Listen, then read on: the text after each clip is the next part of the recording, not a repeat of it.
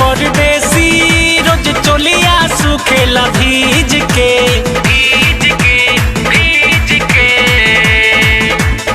चीज पे हाथवा मीज के सूती समनमा गीज के चीज पे हाथवा मीज के सूती समनमा गीज के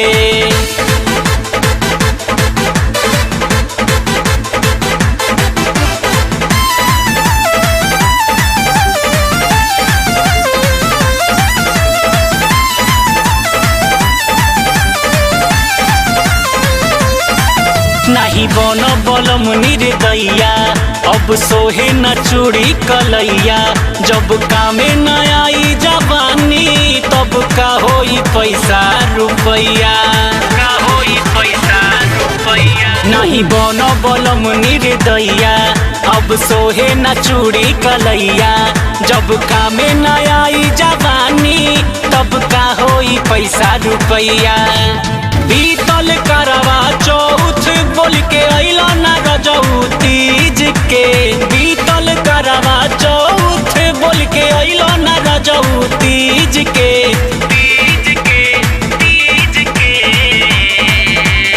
चीज पे हाथवा मीज के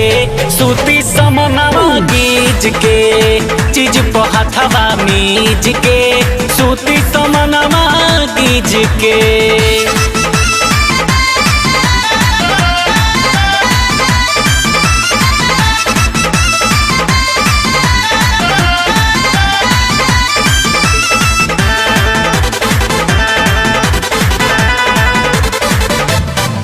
खूबे गरम बा हमर जवानी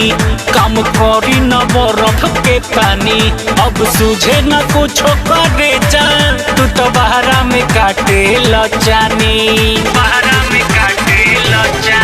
खूबे गरम बा हमर जवानी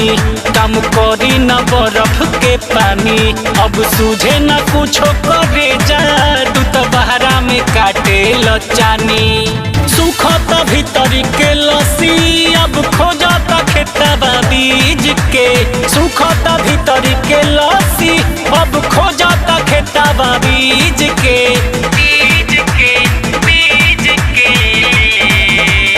चीज पे हाथवा मीज के सूती समनवा गीज के चीज पे हाथवा मीज के सूती समनवा गीज के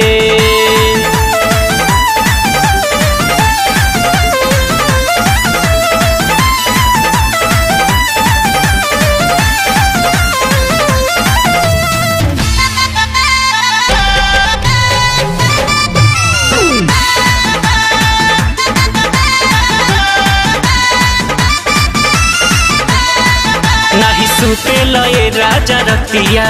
रोज फेरत बीतेला करवटिया देह जरता हमर बिरह में निक लागे न पवन के बतिया नहीं सुतेला ये राजा रतिया रोज फेरत बीतेला करवटिया देह जरता हमर बिरह में निक लागे न पवन के बतिया सुजित बताबू पैया रोज रहेला मनवा खींच के सुजित बताबू पैया रोज रहेला मनवा खींच के